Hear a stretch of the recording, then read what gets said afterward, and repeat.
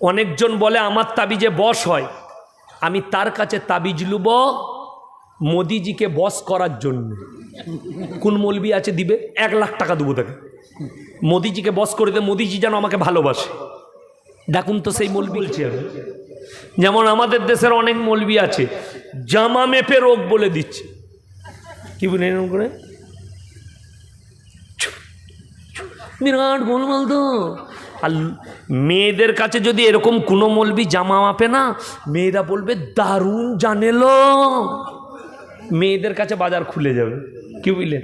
আর যে মৌলবি বলবে তাবিজ দিতে জানি না, মেয়েরা বলবে কি মৌলবি রেখেছিল, কিছুই জানে না। না, আমি একটা মেয়েকে ভালোবাসি, মেয়েটাই আমাকে চাইছে না, তাবিজ করে দাও যেন মেয়েটাই আমার কাছে চলে আসে। আমাদের দেশের লোক এখানে একটা কথা শুনেলে, যারা হাত গুনে গণককার, আমাদের দেশের লোক বেশিরভাগ তাবিজের ফেরে পড়ে আছে না না, কিছু হোক আর না হোক, ছেলে হচ্ছে না বলে